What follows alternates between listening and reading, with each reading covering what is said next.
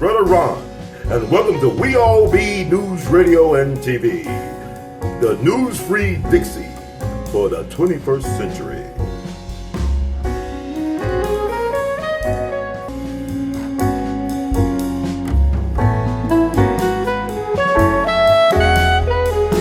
I'm good, man. I like your background. It looks very peaceful. Yeah. It's Zoom. It's one of them Zoom backgrounds that come on here. It's like it's called Beach or something like that. So, better days. It's cold as hell out here, man. The weather like schizophrenic, like multiple personality disorder. It'd be warm, and now it's like I don't know what's going on. Right. I'm not complaining about it though, per se. Right. That's crazy. It's cold in Memphis right now. That's crazy because here in the DMV, it's sunny and it's about 7 degrees, something like that. Oh wow, that's good, man. That's good weather right there. Yeah. So let's kick this off because we were talking about this a little bit last time. What are some reasons why Black folks should never ever vote Democratic and just give their time and energy to that party? I mean, cause it was established to maintain and sustain slavery. That was one of the reasons why the Democratic Party was established, was to spread the slavery religion across the country. That's one thing. Also, another thing, the Democratic Party invented the Ku Klux Klan. Right. Now, I'm in Memphis. The first Grand Wizard was a guy named General Nathan Bedford Forrest, who was a prolific slave trader on the Mississippi. He was kind of like, the LeBron James or Michael Jordan of slave traders, right? Or the Sam Walton of slave traders. Had a huge slave market in Memphis. And also he was a Civil War general, a Confederate general that was accused of the Fort Pillow massacre of 1864, where almost 300 U.S. colored troops were massacred after they surrendered in Fort Pillow, Tennessee, April 12, 1864. So this guy was also a well-known Democrat. He was a city councilman or alderman back in the day in Memphis. He was a delegate to the 1868 National Democratic Convention.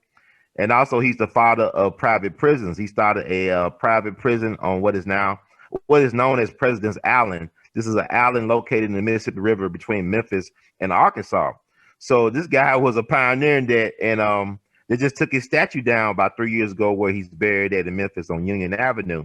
But that statue been up for 100-something years. But he was the first Grand Wizard of the Ku Klux Klan. Right. And he got a bust of himself in the state's capital in Tennessee.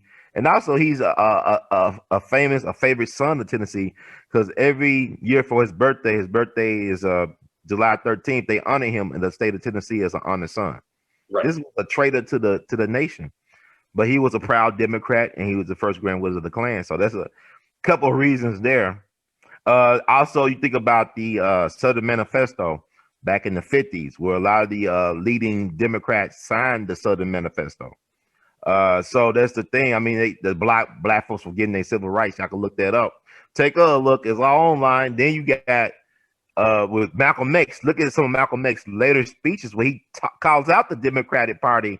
In particular, the senators James Eastland and John Stennis from Mississippi, who controlled the policy of the Democratic Party. He was the leading Dixiecrats. Now you look at James Eastland helped Emmett Till's kidnappers and killers get away with lynching and murdering Emmett Till. This is James Eastland, a guy that campaigned for Joe Biden early in his career, who was a key mentor to Joe Biden in his Senate career. He talked about in glowing terms. Also, Preacher Killing, a guy who helped orchestrate the killings of Swerner, Cheney, and Goodman during Freedom Summer, the civil rights workers, that Mississippi burning case back in this. He answered directly to Eastland. That's one of his goons, Preacher Killing.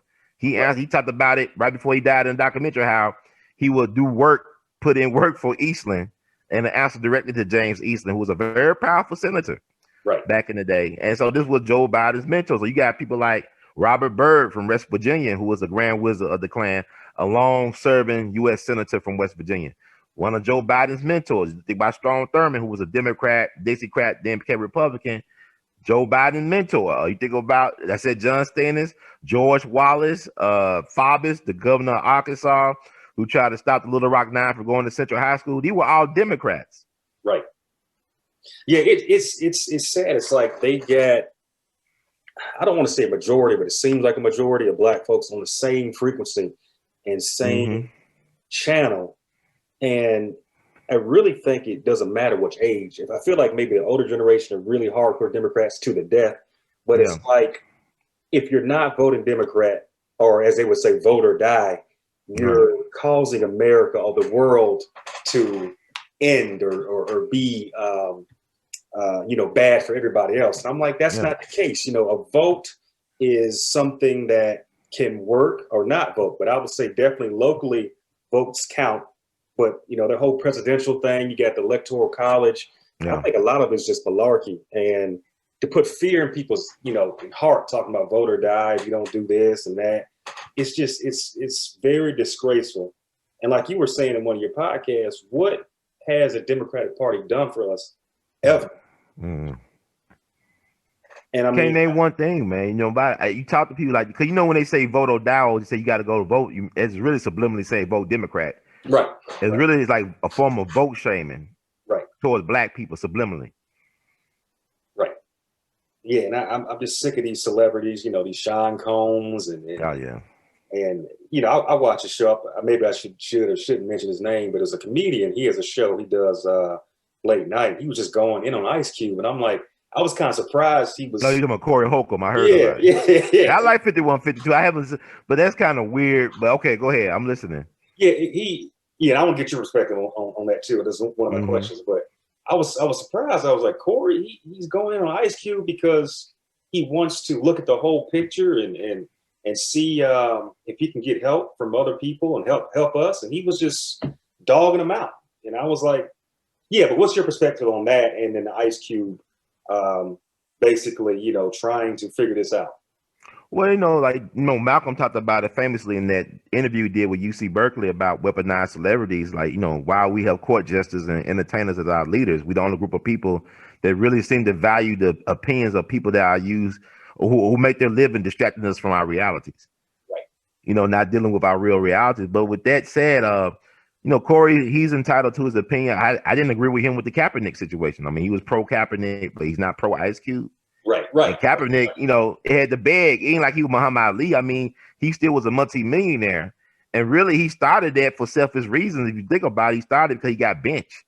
All that kneeling and stuff. I don't read him. I don't know who he is personally, but it really was about him getting benched. Had he not got benched, would there have been any kneeling? I don't think so. Right. But then he still had the bag, though. He still was signed to Nike, had that multi-million-dollar parachute. Muhammad Ali sacrificed almost 4 years of his prime to stand up for something. And really think about what Muhammad Ali did. He could have just went to the army. He was not going to be put in harm's way. But it was the principle. Because, he probably would have end up doing boxing exhibitions or being a form of entertainment or distraction for the troops. But it was the principle of what he did. Because when the white man controlled his career from Louisville, he had no problem with the draft board. But as soon as the Nation of Islam got in place to control his career, he renamed himself. He started talking very politically. That's when he started getting no trouble with the draft board.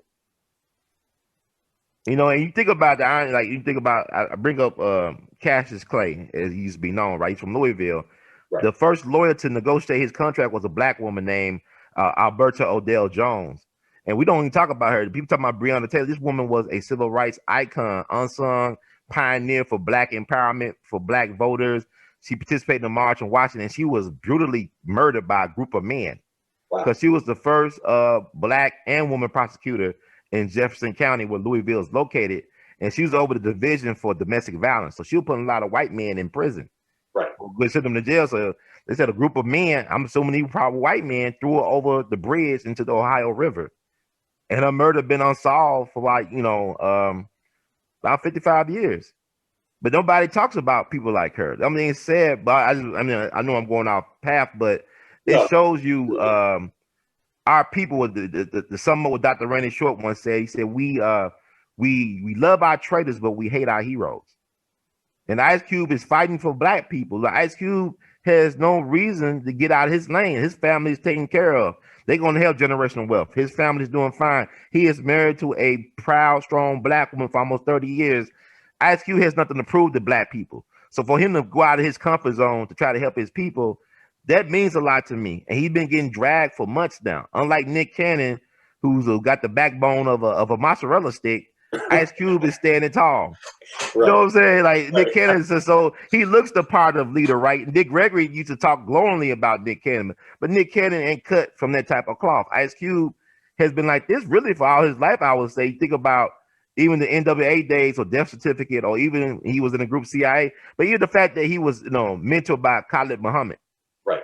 And Farrakhan, and he's a Muslim, I think. I don't know for sure. I mean, I think he practiced the Islamic or Muslim faith. I'm not sure per se, but he's been my top 5 rappers, top 3 really for a long, long time. He's a great storyteller, and I think he's sincere. I know he's an entertainer, but why would he put himself through career suicide if he wasn't sincere? And then he got his stuff in order, because unlike Nick Cannon, he owned his stuff. Right. It's hard. Right. And everybody found as far as we know, right? As far as we know, it's like he's standing tall on something.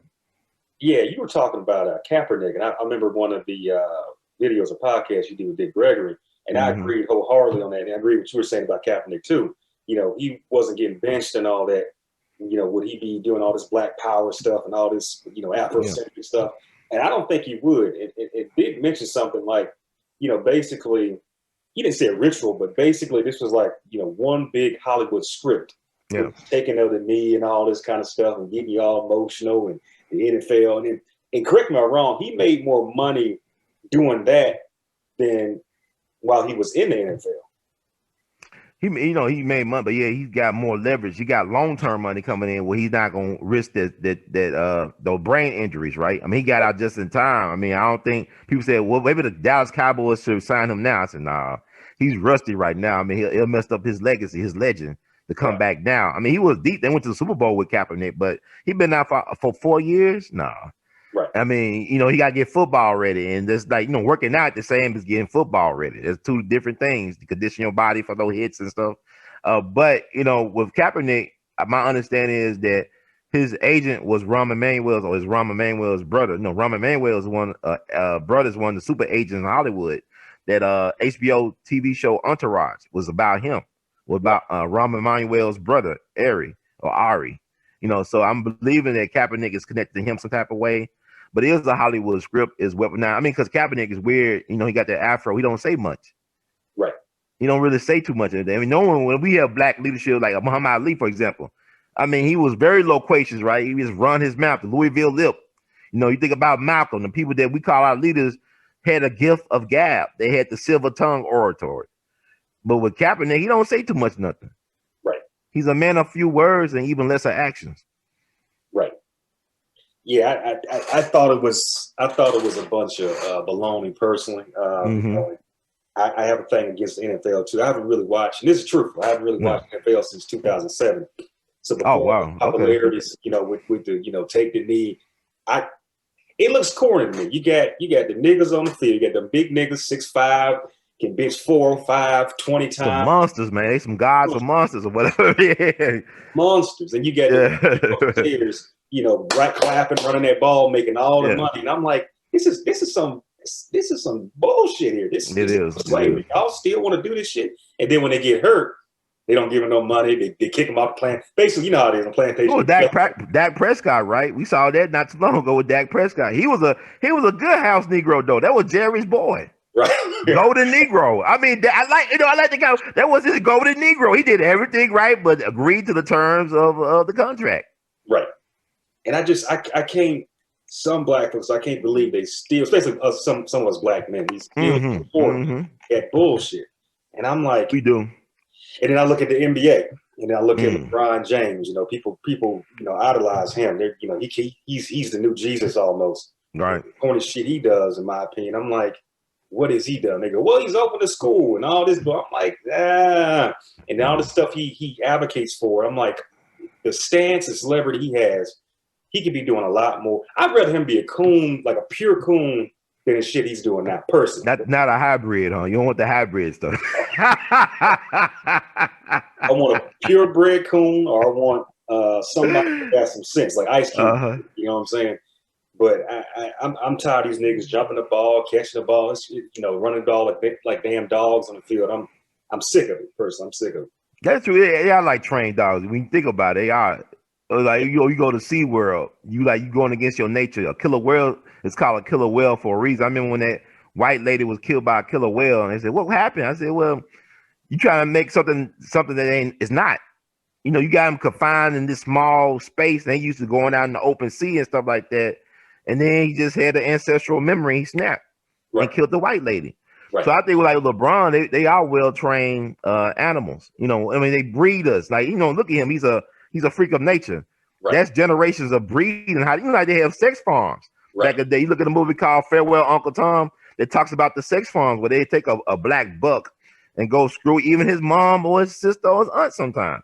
The term MFer, people say, well, could be traced back to that. So we've been bred to be at that level.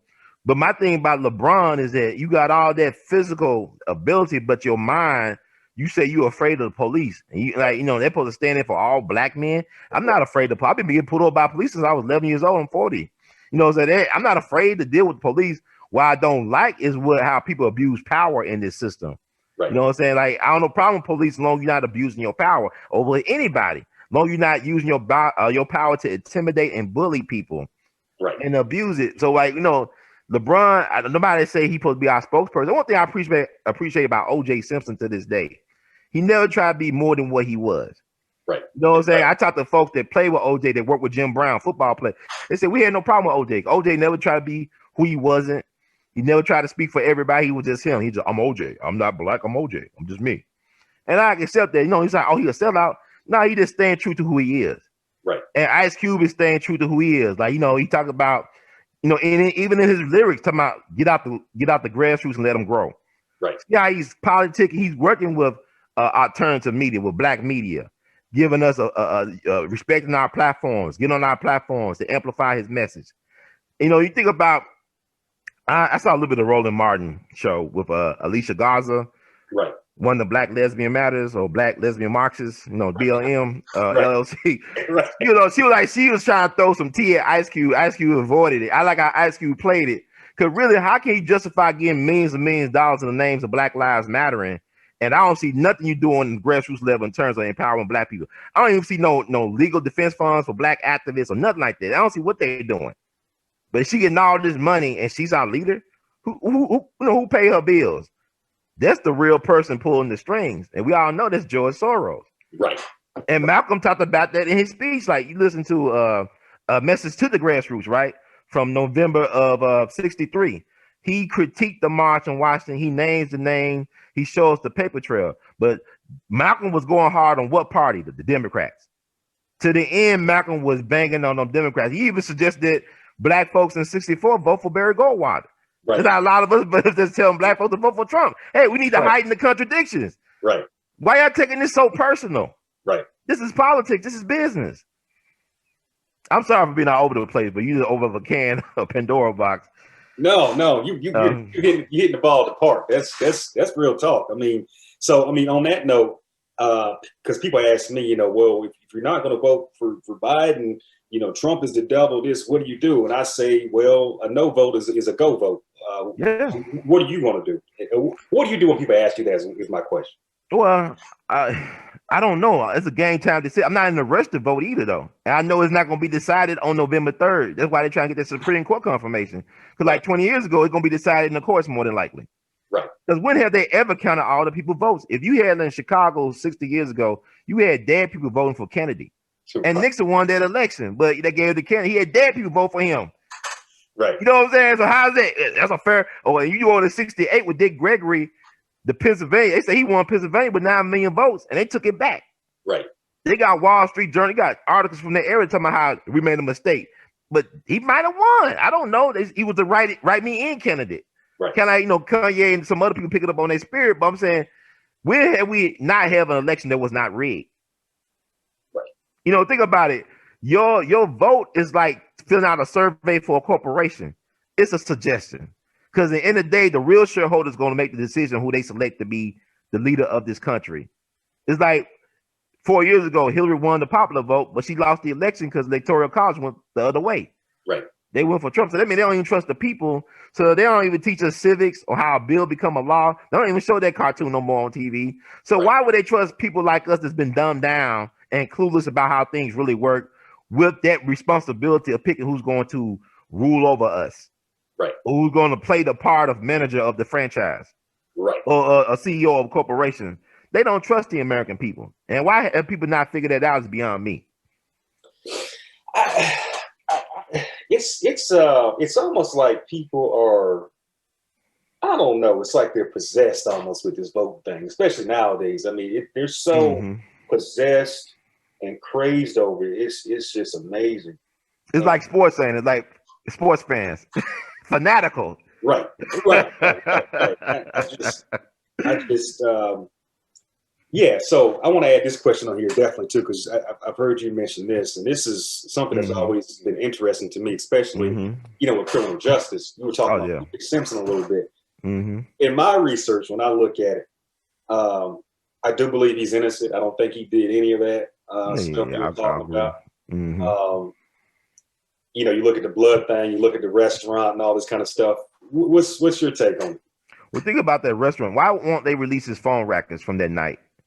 If they released it, because the timeline don't make sense. How could he have all that blood on him and catch the red eyes in Chicago and nobody see it? I mean, he should have more. That was a brutal crime scene. They almost got their heads decapitated. Why wasn't it more? And my understanding, Ron Goldman knew martial arts, so they was like, it was a death struggle he was in. So why are you gonna think like one person gonna watch another person kill somebody? It had to be more than one person there. Right. And then the timeline don't make any sense. But why won't they release the phone records? And you know the Mezzaluna restaurant, I think it was Mezzaluna. They destroyed it. It no longer exists. But think about how many people connected to the restaurant disappeared or was killed crazy. I mean, it was a drug operation for organized crime. Right. So that was Nicole and her family had she had a last meal with her mom and stuff like that. So you had a waiter that got killed right before the verdict came out. That was a friend of Ron Goldman. He got killed at ATM. But how can a waiter afford to have a foreign car like a Mercedes or something like that and have a condominium on a waiter's salary? Like he was a part-time, actor, whatever. He get little gigs on the side, but how can he was able to maintain a lifestyle at that level without doing some other stuff? Right. So I mean, it's a lot more to that case than other folks like Nicole Brown Simpson's boyfriend. They was part of witness protection, organized crime, mafia hitman. They said the goal of the LAPD was just to focus on OJ as the number one suspect. Because I remember that case like it happened. Because I was like a teenager when all that stuff went down. Right. I ain't gonna never forget, man. Like I saw they was like, we're just questioning OJ. Like the news said, the authorities just questioning OJ. He's not a suspect. And I say, but why they got him handcuffed by the tree? Right. If he's not a suspect, why you putting that image out there? And then you tell me that he's not considered a suspect. But yeah, he's handcuffed by the tree. They talking to him. So like, didn't you remember the image they put out on Newsweek magazine, I believe, where they darkened up his image? Like the black man always been the boogeyman for America. When blame black man, the hashtag, they've been doing that for the last 400, 500 years. Blame black men. And OJ is no exception. And they use something like OJ as a Trojan horse to push their policies. Like you think about with the LAPD, a couple years later, what came out? The Rampart scandal, one of the worst police scandals in the history of the country, of the nation. We had investigators that were involved in the OJ trial that was implemented in the Rampart scandal, where they were framing drug dealers, killing. Like Training Day on steroids. Training Day is based off the Rampart scandal. Like the guy named Rafael Perez, the LAPD guy who was going around robbing drug dealers, shooting drug dealers, robbing banks, connected to death row. Right. Denzel Washington character, Alonzo Harris, is based on him. Right. And I think at one point, Rafael Perez was a driver for Harvey Weinstein. Wow. Yeah, after he got out of prison. I'm saying, like, it's Hollywood, man. Who write these scripts, man? So I'm saying the OJ thing, people look at the fact that Mark Furman had a beef with OJ. He was not only was he a racist, he was a white supremacist. Right. You know what I'm saying? I always try to make it different because people say, well, it's so racist. All white people racist. It's on the spectrum, like we call it autism. It's on the spectrum. Right. They're all racist though. You know what I'm saying? But they ain't all white supremacists. See, a black person could be a white supremacist. You know what I'm saying? Like that's a religious. To me, I don't like when they be confusing people because it's the system of racism.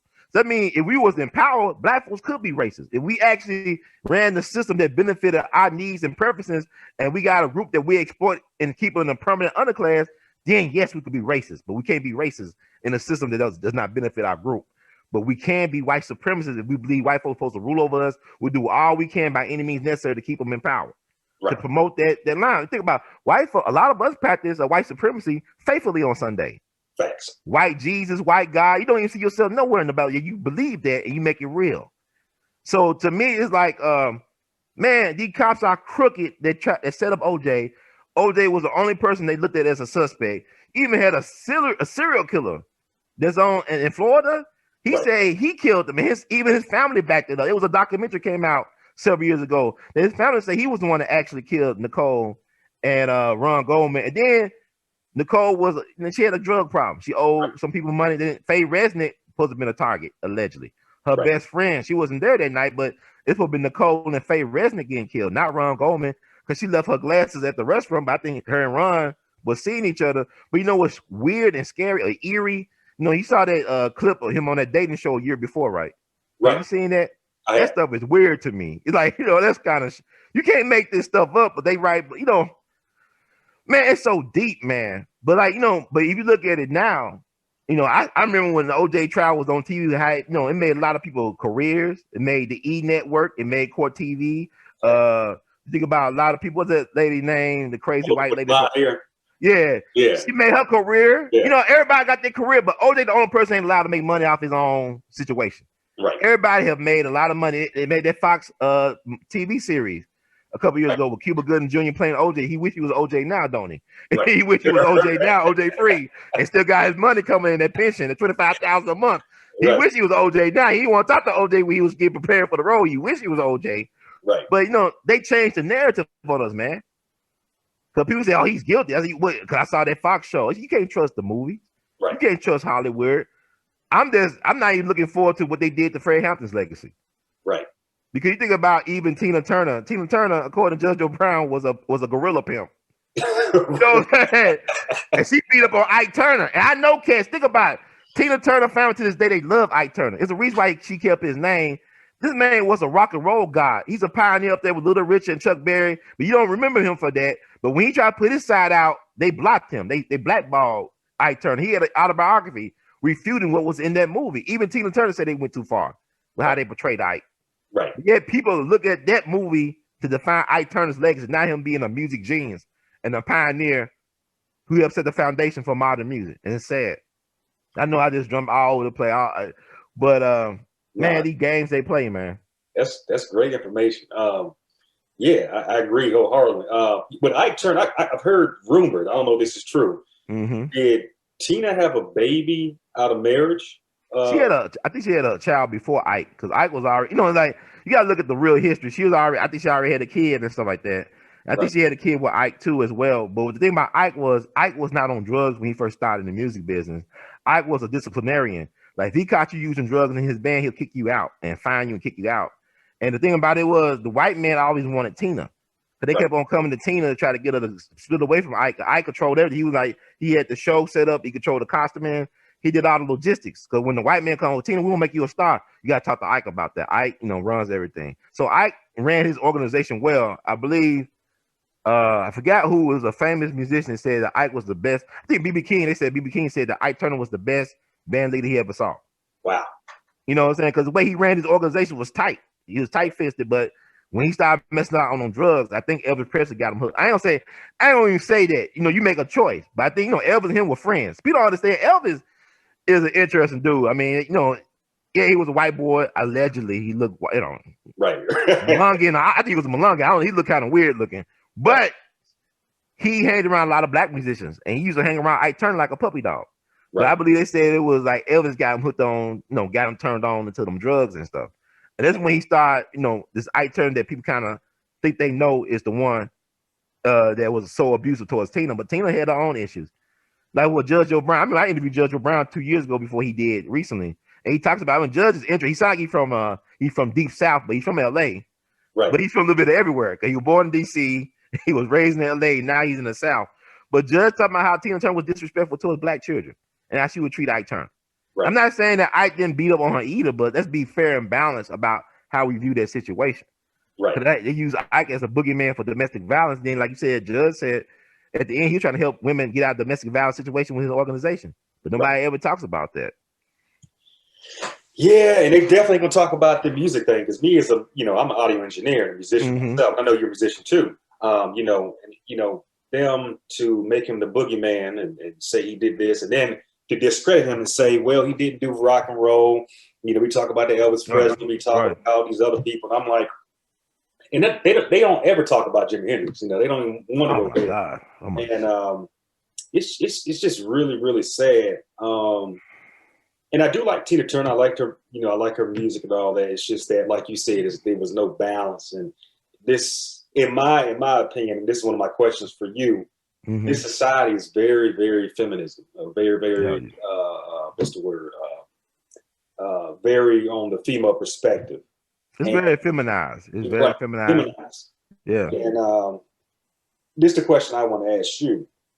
What is your take on white feminism versus black feminism, and is it needed? Well, you know, white feminists, they don't want to destroy their men. They respect their men. They want respect for their men and let us vote, let us have a seat at the table. Black feminism, well, Dr. Randy Shaw called pork chop feminism, is all about destroying the masculinity in black men, destroying our authority and our standing in the community and in the family in particular. So there's a difference. White feminists ain't interested in destroying their men. Right. And what I've noticed is, like, you know, when they're in college, I'm talking about the white feminists, they are really hardcore for this shit. But once they get married and have a family, all that shit goes out the window. Now, you know, they're Susie Homemaker. They're white, you know, they're feminine and all this kind of stuff. Other races of women, or black women, or some, they taken on and just become the truest, lowest form of it. And you're like, the white woman played the game, so why don't you play the game? And then once you find your prince or whatever, get into a role. And some people don't even like, the women don't even like the word role. And I'm like, well, we all got roles. Right. Play your position. Definitely. Play your role. Yeah. Just feminism, for me, it fucked up a lot of things. You know, I post a lot of stuff on that all the time. And I'm sick of it. I look at the Oprahs, the Gayle Kings, and people like that, and what they did in the 90s to black men and how they discredited them and just threw them underneath the bus. That's right. It's sad, and I do believe if they didn't do that, we would be looked at a different light. And it seems like what they're doing nowadays, what they're trying to do is, like, basically, they're doing like the gay thing again, where, you know, black men are in the closet 2.0. It seems like they're trying to push that agenda again, and I'm like, but. So how does men like you, myself, Dr. Short, Judge Joe Brown, how do we balance feminism? How do we get rid of it? I mean, doing what we're doing now, having an open, honest conversation about it, making it accessible to the people, and saying to people, hey, look, do y'all research on this? Start thinking, start really being more observant and aware of what's going on with the trichology. Because you can't look at a superhero movie no more and how they disrespect the black man, the hetero black male in these superhero movies. Because I think about, have you seen The Watchmen? I have. And you know, like, why is it that you have seen it? It's good, it's well done, but why is it that the most powerful person or entity in the movie, in the show, when he becomes the black man, he becomes the most weakest and docile and submissive. Dr. Manhattan. Man, that's messed up. Oh, you look at The Boys on Amazon Prime. I was enjoying it because they got some strong black male roles, but then the strongest black man is named Mother's Milk. You almost get him choked out by a giant dick. Right. You know, that's all. I'm like, man, come on. The psychological damage. Even he said, like, Elias Alonso, he's a great actor, but he said that messed him up too. Damn. I mean, like, you gonna have the strongest black man. I like this black dude kicking ass. He's a Marine. You call him Mother's Milk, and almost have him choked, asphyxiated by a goddamn dick. Love sausage. Damn. Choking on some pork. Damn. There's some deep stuff. It's psychological effects, though, man. But even like, okay, you look at Lovecraft, right? Right. You know, the real strong black hetero male character is the one that got to sacrifice himself for everybody. He died for the women and the gay black man. Right. You want to say? I mean, that's what we all see. You know what I'm saying? Like, black men don't get respect. You talk about votes, but the U.S. colored troops during the Civil War, they wasn't fighting for votes. They couldn't vote. They were fighting for liberation, but they were trying to free not only themselves but the black family. John Brown knew that he couldn't fight for black people. He could die for us, but he couldn't fight for us. You got to fight for us. That's why he went to Harper Ferry to get that guns, give us the choice to fight or die. Fuck vote or die, fight or die. Right. So I'm saying, how are you gonna disrespect the group of people that help you get where you need to go? The Democratic Party deserves what it gets because it's been catering to our black women egos for far too long and disrespecting their men. And the black women think it's okay for their men to get disrespected. No group of people on the planet disrespect their men more than black women. Right. So with this Hollywood thing, because what I'm noticing, this has been happening for years. I'm asking your questions, right? I don't know. I'm just getting all angry. I'm asking your questions. I mean, he's all over the place. I just got. I be seeing red all the time. I'm like, man. No, you're asking questions right now. Man. I'm sorry, bro. No. You're asking questions. Then some. No. You know what I've noticed with these Hollywood shows, especially the ones like The Watchmen and Lovecraft Country, Lovecraft Country, where it has some good substance in there, good history. You always got to do the ritual where they add the homosexual scene in there, and somebody, like you said, somebody's got to get feminized or raped, or somebody's got to be, just messed up in the head. What is that about? And what I noticed too, Tariq Nasheed would talk about to some people, these writers are either Jewish or they're foreign, African, or something like that. What is that about? It's about to go back to the days of buck breaking. You talk about Tariq Nasheed, I used to take the strongest black male and rape him in front of the whole community. They take our. I mean, think about. I mean, you said I was thinking about a great movie, Pulp Fiction. Okay. Yeah. Ben Rames' character was like, what they do to him. They're like, that's psychological. Man, that guy's a gangster, gorilla pimp type, big, strong black man. And you gotta see him getting bent over like a presser and given the business. Right. And how are we gonna erase that out of our minds? Because now what I do now, I just fast forward to those scenes now, because I know what they're doing. It is a ritual. Right. Try to hypnotize us into accepting something that ain't really natural. Right. This is God honest truth. It's not about hating people. It's about, I don't agree with your lifestyle. Now I respect you and love you as a person, but your choices, like, I might love you, but if you're a crackhead, I don't agree with you being a crackhead or smoking crack, but I still love you.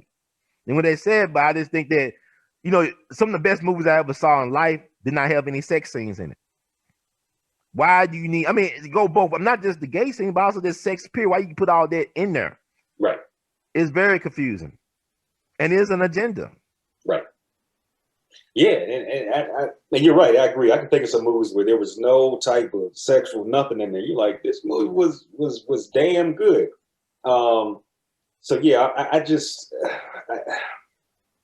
it's like, they make the show so good, but it's like, should I really be watching these shows? Like, I saw the last Lovecraft Country. It was good, but yeah, it was good. Yeah, but they added that scene, when he was when he went back in time. No, that wasn't the last episode. I think it was the one before. But the scene where they went back in time, and he has a little boy. Talking about his father. Oh yeah. He had the boyfriend. And remember, he's about to get shot. I'm like, that shit is not needed. Why do you got to have that in it? We always had, folks like, we always had our gay people around like that. And I get into the back and I was around back then, but we had James Baldwin, right? Right. That James Baldwin, but he didn't put his sexuality before race. Right. Even by Rustin, he ain't talking about, as degenerate he was, he focused on other stuff besides his sexuality. I guess it was a different time, but I think about when they call black folks homophobic, and I don't agree with that. I think we the most accepting people out of anybody. We accept everybody else's rejects.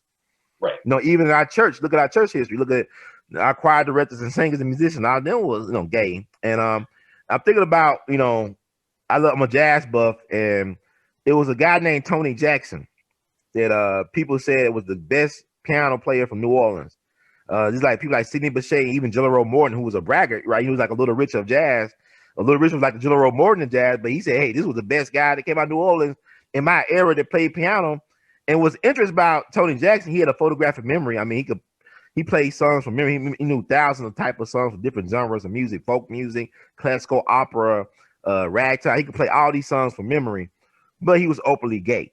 Right. He's an openly gay black man during this time in the country where they were lynching black folks every day they have. And he was respected by his peers. And he died in Chicago around the age of maybe like 38 or 40 years old.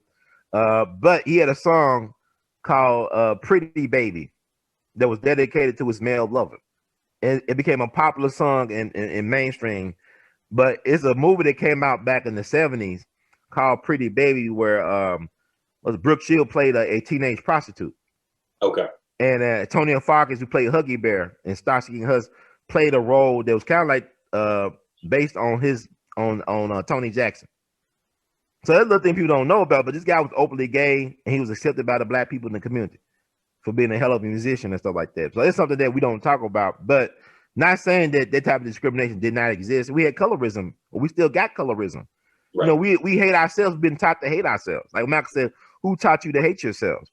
So we got a lot of self-hate in our community. Where like you look at now, we fight, a lot of us fighting against Ice Cube when he's fighting for us.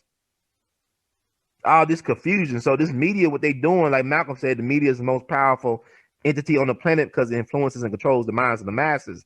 So you got all this stuff that's suggesting things to you and they normalizing things. That's the power of media, to normalize evil or to normalize confusion.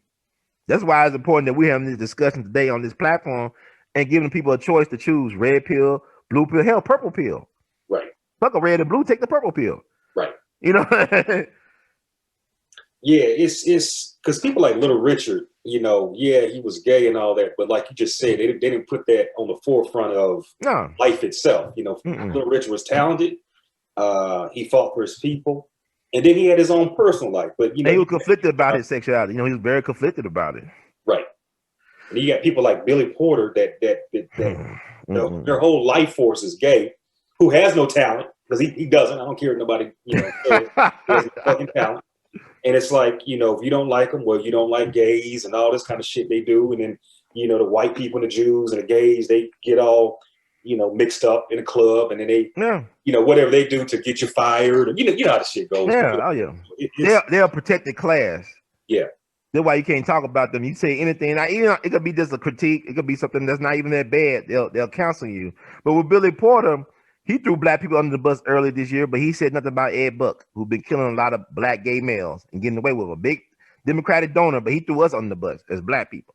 Right. Nothing about Ed Buck at all. Right. And that Ed Buck shit is crazy. It is insane. I mean, it's, you know, just reading the shit, it's like, wow, this actually happened over and over and over and over again. And it just, he's protected though, man. He's protected. Yeah. It's like if Jeffrey Dahmer did this stuff today instead of like 30 years ago, he probably would be like Ed Buck right now if he had the right political connections. Right. Because I mean, black folks need to look at it like this. It's like we really, I'm not saying all, but I would say we really ain't got no power. You know, we influence people to rap and pick up a basketball or whatever, but what else do we offer? I mean, you know, on some like tangible type shit. So yeah, that's why we can't be racist. Right. If you don't got no power like that, yeah. Yeah, it's racism is right.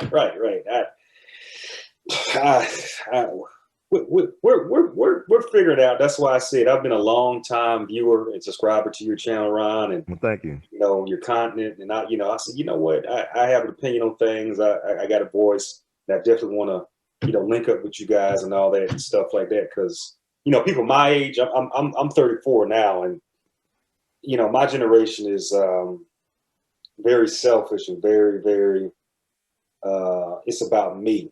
And if it's not, it's like, fuck everything else. And then what they do too is whatever the media pushes out there, they go for it. So if the new thing is to be gay, or the new thing is to wear a flower in your head, whatever it is to do, they go for it. And it's what I'm saying is like Judge Joe Brown would say, it's not a lot of masculinity left and not a lot of individualism left at all. At all. Even with the Trump thing, that's what I like about Trump is because he's bringing out that type of masculine energy, and it's benefiting black men, you know. And I like it. And Trump reminds me of a throwback, man. Like I'll think about Trump, like he got that Teddy Roosevelt, Grover Cleveland, William McKinley, William Howard Taft. He's a girth. You know, he got some weight on him, you know, but he know how to carry it. He got the energy. He's robust. I like his swagger. His I don't give a, you know, about what you think about what I'm saying. Because what it does is forcing us to deal with reality as a collective. Right. It's forcing us to deal with the contradictions. He's hiding the contradictions. And Trump is necessary. Trump is necessary right now. And I have no problem telling people that. Look, I voted for Obama twice. I got a $300 plus speeding ticket in Virginia, trying to get back home to vote for him in a state that was going red anyway. Right. I left some whoppage. I got some good wop in Maryland. Got lost in the Blue Ridge Mountain for 2 hours just to race back home and got $330 speeding ticket to vote for Obama. Went to his inauguration twice, right? Went into to debt twice, going to his inauguration, and he left us out in the cold. Right. So no, don't tell me about. Oh, no, I don't care for Obama. He didn't do nothing for black people. So let's talk about this, because people, especially people in our community, some of us, they really hold him to a degree far beyond Jesus. I would say, he can do no wrong. Can we talk about the history and how he came about? Because in my research, he was nothing but a CIA training come up, if you will, and it was put together very well. And if you look at a lot of future presidents or whatever, that's kind of like it. But his story is cut very, very sharply. You found that about Obama and all that. Oh, it's interesting. Like back in 2013, I had a friend from Chicago. She was visiting. We went to one of my favorite places called, we the land of the barbecue, right? Barbecue capital. I know you from Texas. I know y'all got the briskets and stuff. I understand, but Memphis, we got a lot of things going on. But I went to one of my favorite spots, Central Barbecue, and I saw a guy there that I recognized from the movies. His name is Harry Lennox III. Okay. Are you familiar with Harry Lennox III? 5 Heartbeats, a tall, light-skinned guy with the cleft chin, movie star chin, like Kirk Douglas, who played in the Blacklist, and he was a general in the Superman movie and all. But I saw him sitting with a friend, and I immediately recognized him. I said, "Man, you Harry Lennox III?" She said, "Yes, I am." You know how he talk. "Yes, I am." He got that voice. Right. He's from Chicago too, by the way. He's from Chicago. I said, "Man, I love you and Keep the Faith. You played the Adam Clayton Powell Jr. part well. And if they ever make a movie about Obama, they should hire you." And him and his friend, they look at each other, and then he looked at me. He had a little smile on his face. And I took a picture with him. I didn't realize that he was on the Mancow show, this popular show out of Chicago. And he told them allegedly off the record that he was approached by some intelligence officials back in the 90s to train Barack Obama to be presidential. Now, you think about Harry Lennox III and how he acted in his movies, like The Barbershop. Obama kind of acts like him. So it makes sense that they will go to this guy who also not only go to him as an actor, but also very Chicago connected. Harry Lennox is Chicago. He's from Chicago. So he knows Chicago black society. They go to the right person to train Obama. Right. So that makes sense. Now, he denied that he ever said it, but his witnesses say he did say that. Right. And I believe it probably is true. That Obama is an actor for the CIA. Right. Go ahead and tell him. He related to all the presidents. He related to Bush and Cheney. He related to Brad Pitt. Come on, man. And then I think his daddy is not from Kenya. I think his daddy is a dude from Chicago named Frank Marshall Davis. Right. I'm an artist. I look at the picture between Obama and his mama and Frank Marshall Davis. They look alike. You can see some of his features in Obama. Then Obama, if you look at a video of Frank Marshall Davis, how he got some of the, Obama got his mannerisms, how he talking and stuff, and how he look. So I'm saying people say, I think that's his dad. His dad is a dude from Chicago named Frank Marshall Davis. Right. So he's very Chicago connected. In Chicago, where else can he go to be fast tracked to become president? Right. Think about all the people that we call leaders, Colin Powell, even Al Sharpton. They've been around for years. Jesse been around for years. They've been putting in work for years. And all of a sudden, I remember I was looking at the Democratic Convention back in 2004. I was speaking with my friend on the phone who just came back from Africa on a Peace Corps mission. And we seen this speech of Obama. I said, I don't know who he is, but he's going to be president by 2012. Like, people think about, this guy going to be president. Like, this guy leapfrog over everybody. Think about, everybody thought Harold Ford Jr. may have shot down Ford from Tennessee.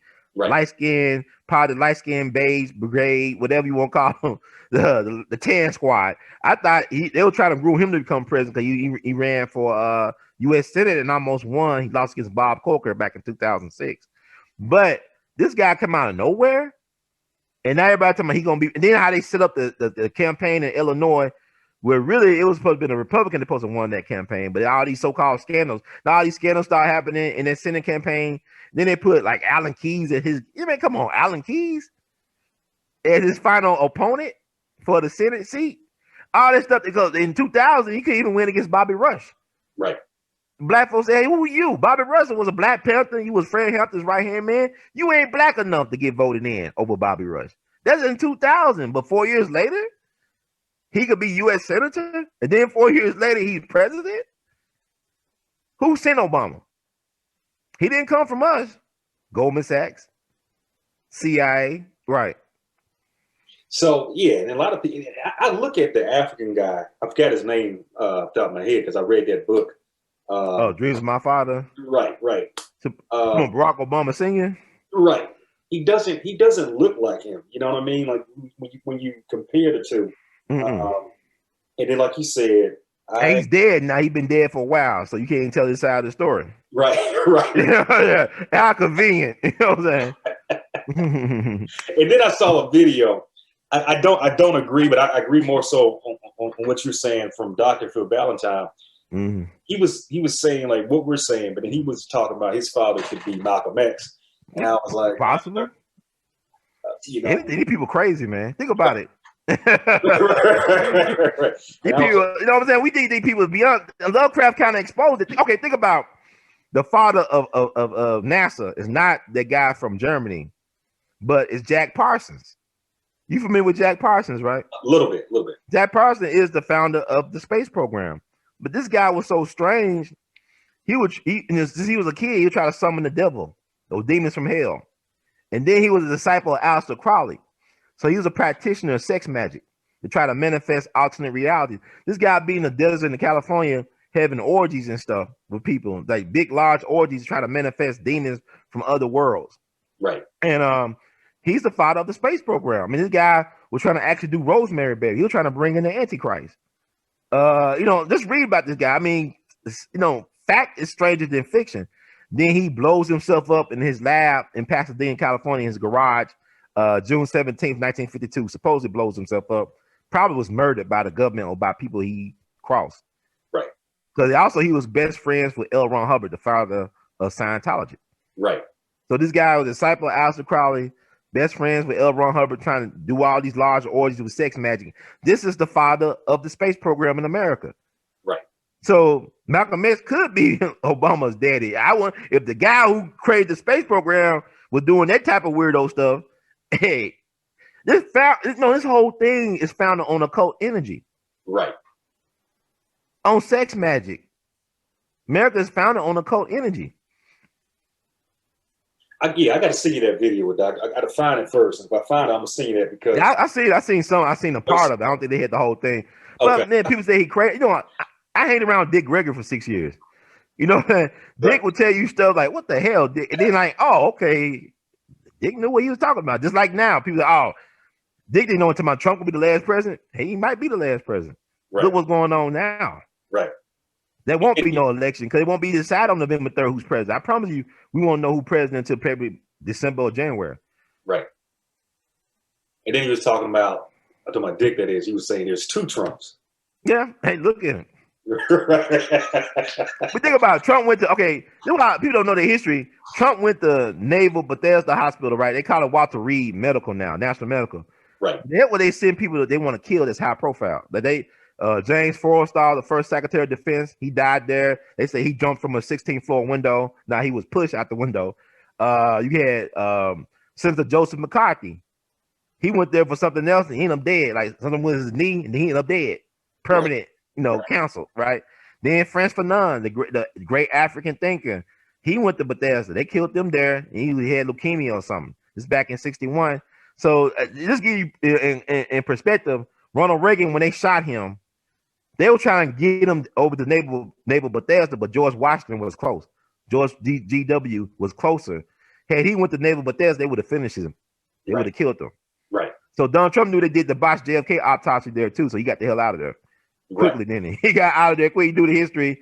I ain't trying to stay around. Look at me. I'm alive. We driving around in circles.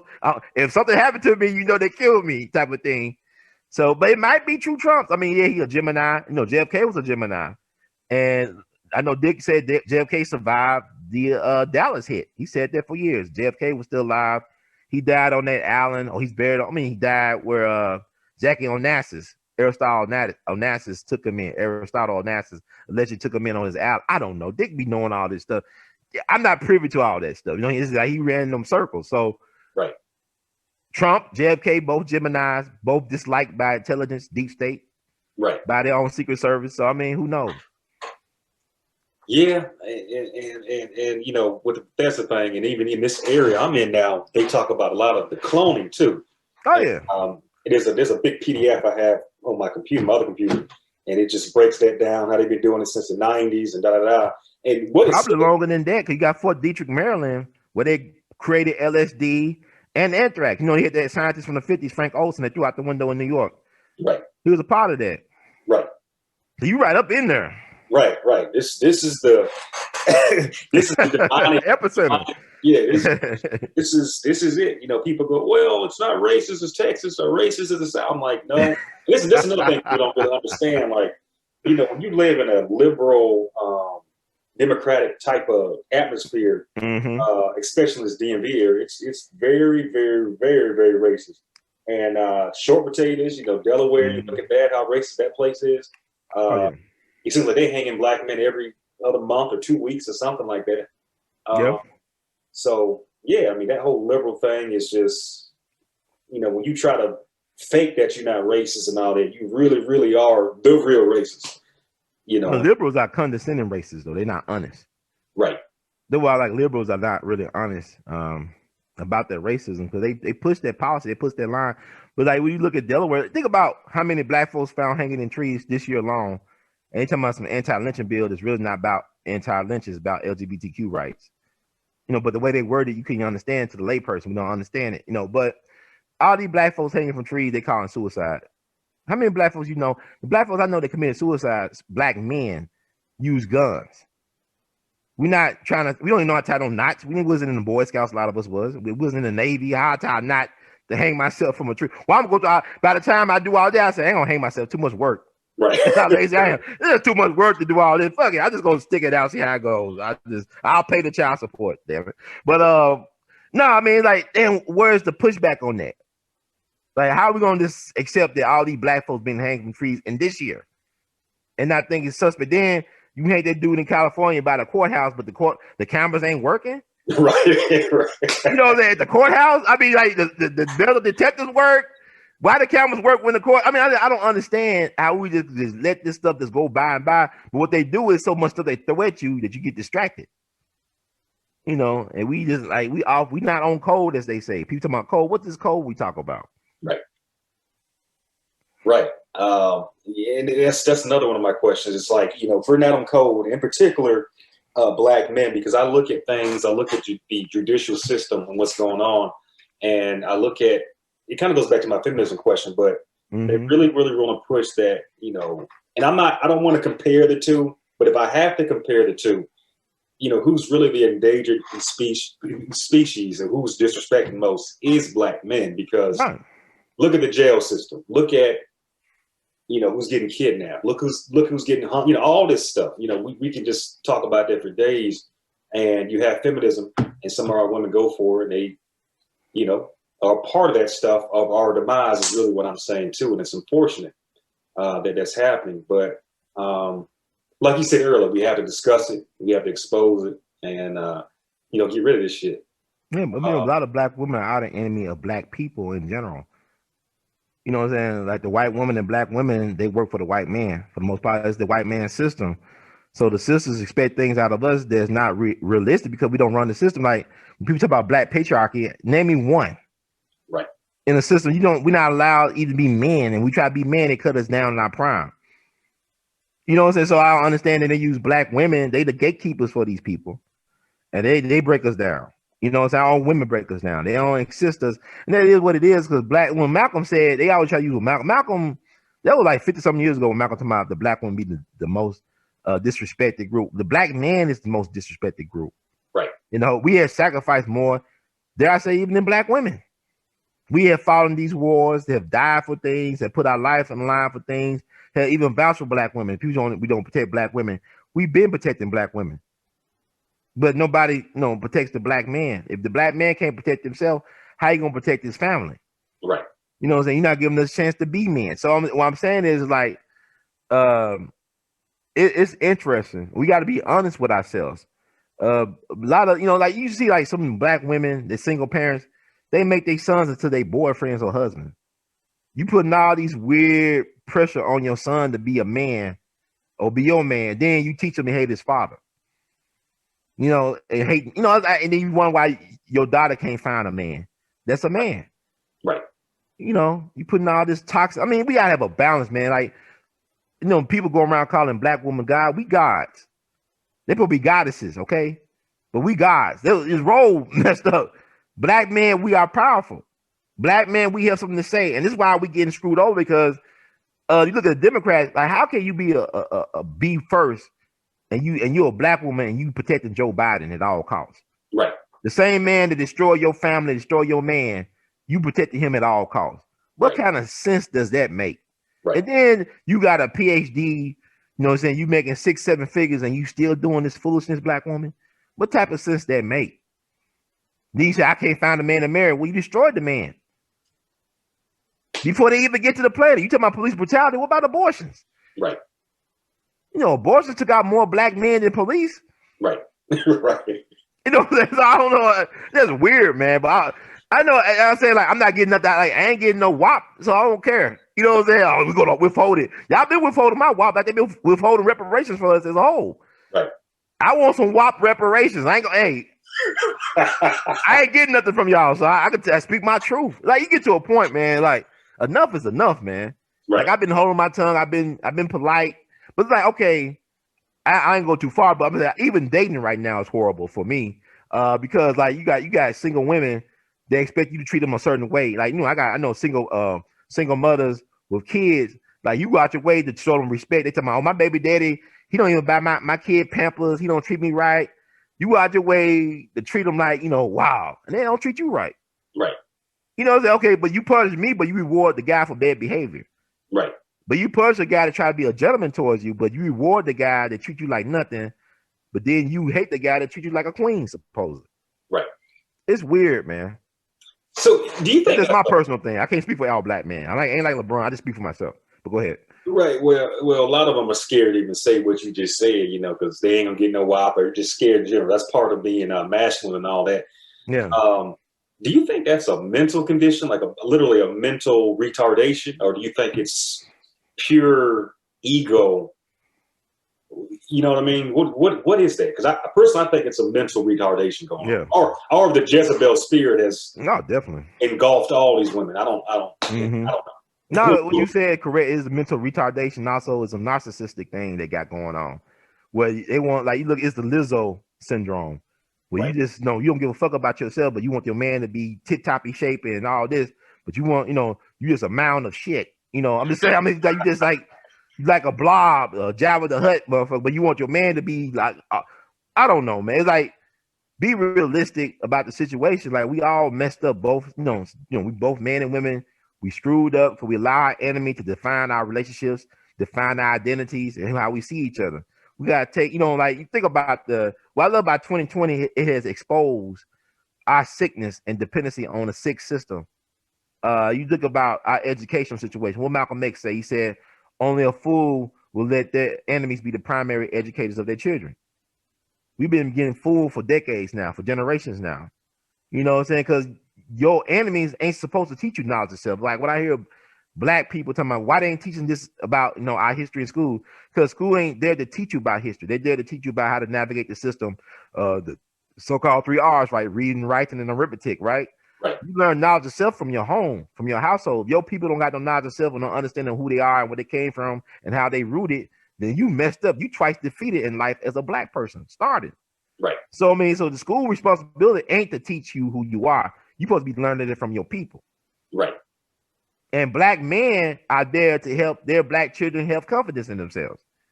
Like, if the black woman is the first nurturer and the supporter and teacher of the child, the black man is the first fan. I mean, like, I'm there to motivate you to believe in yourself.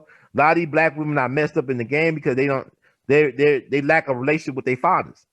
Because your father set the tone for your relationship with other men. Like your mother set the tone for your relationship with the other women. But if y'all very dysfunctional at that root level, then you're just gonna produce a lot of dysfunction throughout your life, unless you correct it. Right. Right. It seems to be the thing to do nowadays is kind of just throw the relationship out the window and just procreate. You know, it's like we just dogs and bitches out here. I mean, that's the slave, right? They go back to the sex farm. Right. We just bucks and stuff. We just breeding. No, I'm serious. We just getting. Right. Yeah, it's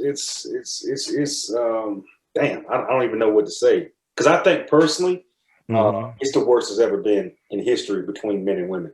I mean, C's race, but I mean, we could talk about our community too. Probably he's the worst race wise, but this shit is wild. And It is. I just believe the whole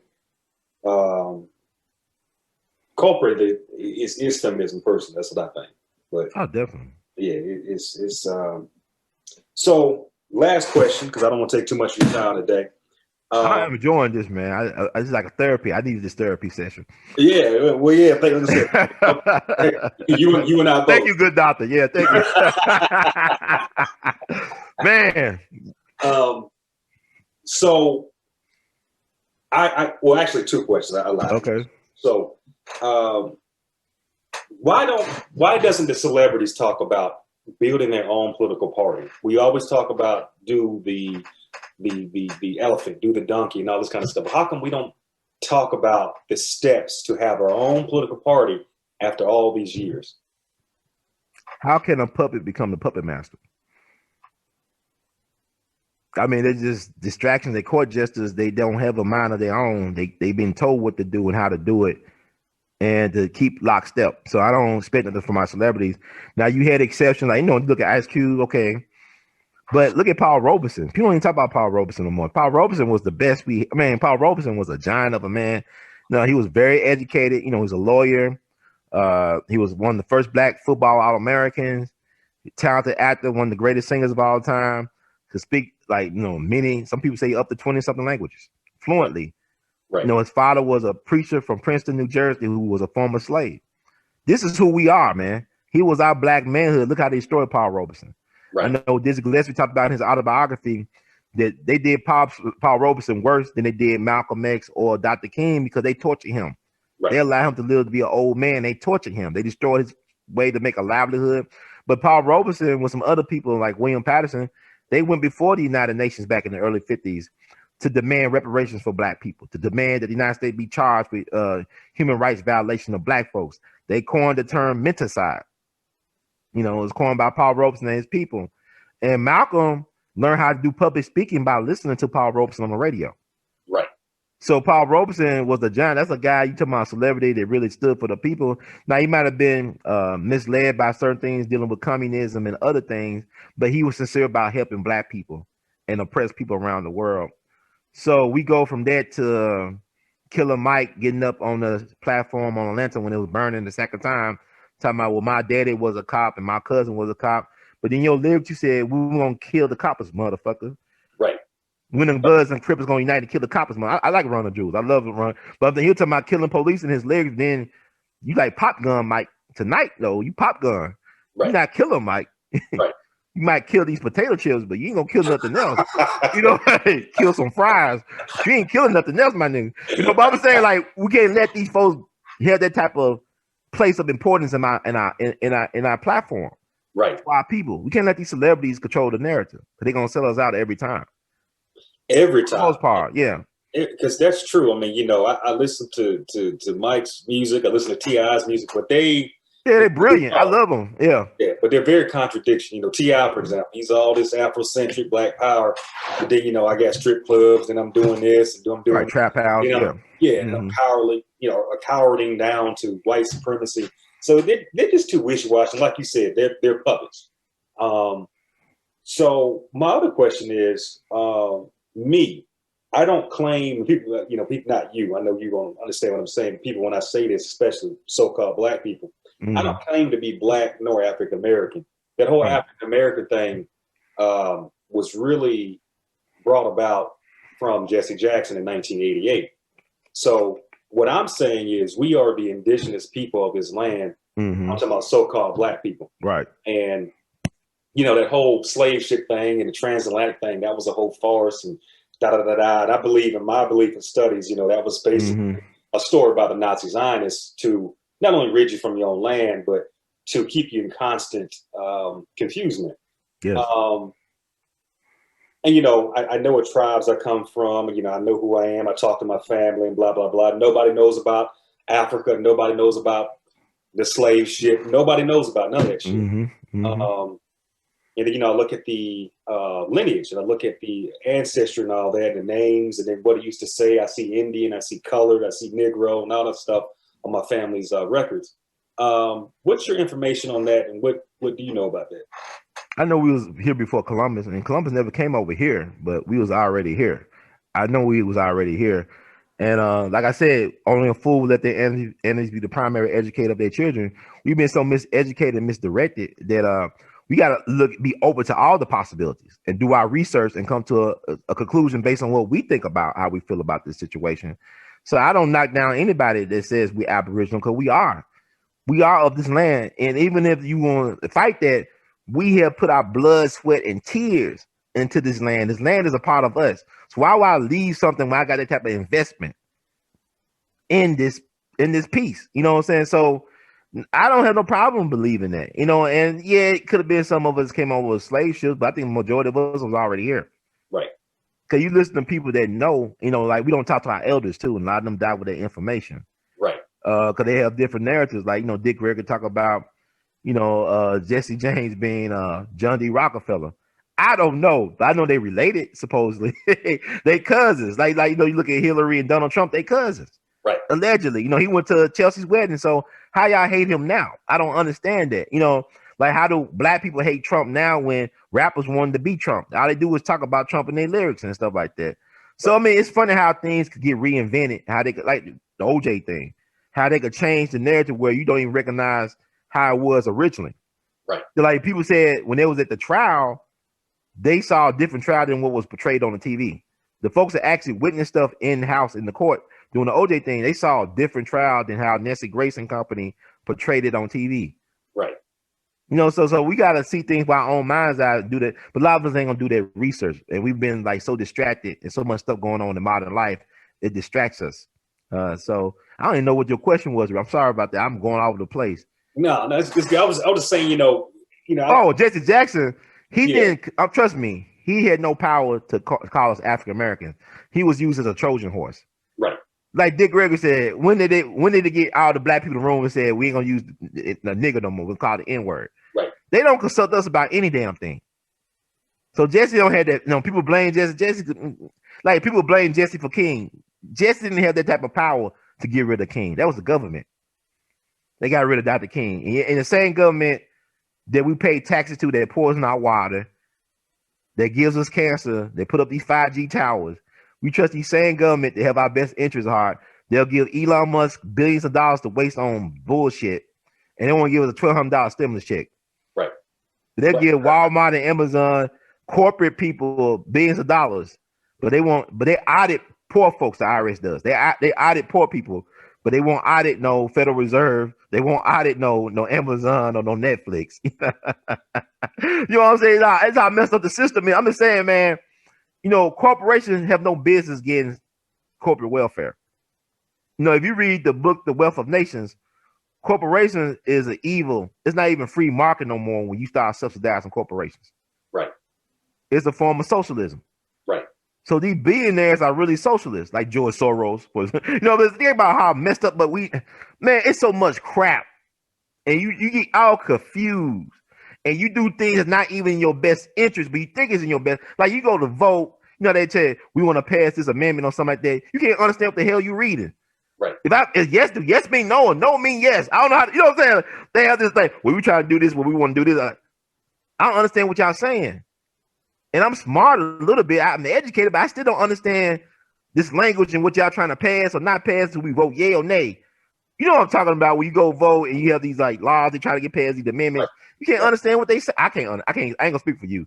I ain't like LeBron James. I'm gonna speak for myself. I can't understand what they saying, man. I don't think I'm that stupid. I may be a little slow, but I don't understand what they saying.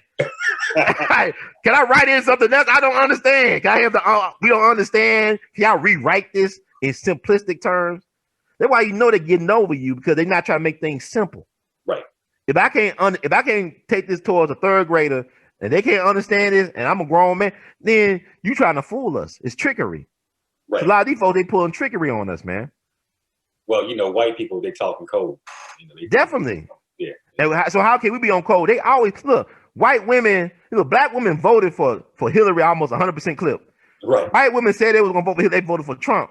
They know that race trumps sex. Right. They had a little pussy riot on January, but they still on team white people. Right. And then white folks got the nerve to say, well, white women are minorities. No, they the white man's bottom bitch. Right. They're there to take the money from you. Right. So when they call minorities, they use them as minority to take the money and bring it back to daddy. Right. You know, we don't even understand how the game they playing, man, because even affirmative action was meant to help black folks, descendant of slaves, get ahead, but it's been used for everybody else, in particular white women. Right. You know, so really white privilege is affirmative action. Right. For them. And it's Right. their system. So don't tell me a black person is racist. Look, a racist don't have to hate you. You could be a racist that love black people, but you're still a racist. So you're Right. not going to give your privilege to help black people as a whole. So you're a racist. Right. You know, and people are like, what about it? See what I'm saying? Like, you know, that's how politically immature we are as black people. We trying to argue, is Joe Biden racist? Donald Trump said he's the least racist person in the room. Joe Biden's more racist than Donald Trump. Right. So people say Donald Trump lied. I said, no, he lied. He said he didn't say he wasn't racist. He didn't say he was the least racist. So why that's lying? He didn't lie. I don't understand. Then he said he heard the Black Lives Matter people said fry pigs in a blanket, fry 'em like bacon. Pigs in a blanket, pigs in a blanket, fry 'em like bacon. And black folks said nobody said that. And I had to on somebody's show. I said, sister, here's the link. He was right about that. It happened 5 years ago in Minnesota where they were chanting that, and it was labeled as Black Lives Matter. Pigs in a blanket, fry 'em like bacon. So he wasn't lying. Why are people that got this thing about Donald Trump where he telling y'all truth, but y'all just don't like the messenger? Right. That way you don't love the message. It's the message. Biden telling y'all, like Biden, the type of dude, he'll rape you. You don't know it. You think you blame yourself for being raped by him. But Donald Trump, you know he raped your ass. Like, hey, he grabbed my pussy. He did all this. He raped me. But Biden, I don't know. Maybe it's my fault. Maybe I should have went to his hotel room at 3 o'clock in the morning or drank that whatever he gave me. And no, I just feel kind of weird when I woke up. Biden tell you, you rather have that than have the truth. Right. You know what I'm saying? Know who you dealing with. Why you don't want to know who you dealing with? Right. And really, if you study Biden, he shows you who he is. Like when I hear black women and some black men, they'll tell me about Donald Trump's Central Park 5 Eye. I said, Donald Trump was not even a politician or public servant when that happened. He was actually a Democrat. And the Democratic Party supported what he did. We'll know why, because it was a Democratic political machine that sent them boys to jail or to prison. Right. The mayor was a Democrat, the DA was a Democrat, all of them were Democrats. So how you gonna blame Trump for that when Joe Biden has passed legislation that destroyed and undermined the black family? His whole career has been dedicated to destroying black people and making black people the fall guys and the boogeyman of American society. Right. So how can you compare? Then his mentors killed Medgar Evers, the 3 civil rights workers. They let Emmett Till killers get away. These are the people that taught him how to do this. So how can you compare what Donald Trump did with the ad? You know, he should apologize. I don't care. This whole country don't like us. Well, his folks discriminate against black folks in housing. We've been getting discriminated against housing in this country. What's redlining? Donald Trump didn't invent redlining. He didn't invent denying black folks loans. I mean, he didn't invent that. He has benefited from that. Like every other white person who's classified as white in this system has benefited from black pain. Right. Stop looking for a white savior. Jesus Christ. Yeah, the lesser of these, you know, who's less this and all this. And I'm It's like, the preferential evil. It's Right. not the lesser. They both eat the preferential one you prefer. What's the evil you prefer? You want Coke or Pepsi? right. You know what I'm saying? Domino's or Papa John's. I don't know. Same difference. Ain't no less or nothing. Yeah, this I mean it's wild, you know, and you know, you hit my question out the ballpark. Yeah, I know I talk a lot. I know. I just sorry about that. I'm angry. I can't hide it no more, man. no, I can't hide it no more. I used to be good at it. I get so traumatized, man. I be like traumatized by white people, man. Like, damn, what they expect? right.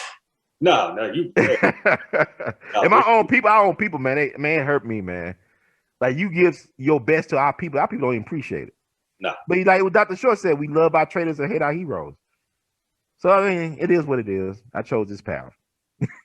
Well, like I said, I you know, if I had the power and I had a CNN network, Yeah, you'd be one of the people on there, most definitely. Because I mean, you keep it real, you got the good content, you got the fact checks and all that kind of stuff, and you bring people that have never had a voice up to front. Yes, You sir. know I what I'm appreciate saying? it. Thank you. And you just know your shit. You know, and faces that look like us, we're not. No, we're not. But it's not really out there like that. Right. So it's always refreshing to see somebody, especially a black male, you know, talk about this. And they always question black men, though. That's the funny thing about it. Right. No matter how good, white man tells lies all day long, and we don't say nothing about it. Right. I get one thing wrong, I get a date off. Well, it actually was this date. Right. Okay, but overall was kind of true, right? I mean, yeah, but you still got the date wrong, my nigga. Right. You still got that part wrong. Right. Okay, but once again, I mean, I'm sorry, but you know how we do it, man. Like, God, white man lied to you all your life about Christopher Columbus and Abraham Lincoln, but I get one thing wrong. Right. Everything just get invalidated. Okay. You know how we do it, man. It's crazy. You gotta be super. It's a black folks that live to correct other black folks, particularly black men. Yeah. They live to correct us, man. Well, I think that's what I was telling you on the phone, like when we were having a convo, like I think it's an innate hate. I'm talking about these women of the day, especially my generation. Oh yeah. Uh-huh. It's an innate hate women get for us. It's like you come out the womb, it's like it's like a machine, must destroy men. You know what I mean? Then by the auntie and grandma, whoever, some hating lesbian, feminist, whatever, you get all trained by them, and it just gets even worse. Well, ain't no such thing as a black male patriarchy. It don't exist in this system. We're not allowed to have that type of responsibility over our lives and women and family. Right. And we're not allowed to be men. It's a lot of black males, but not a lot of black men walking around.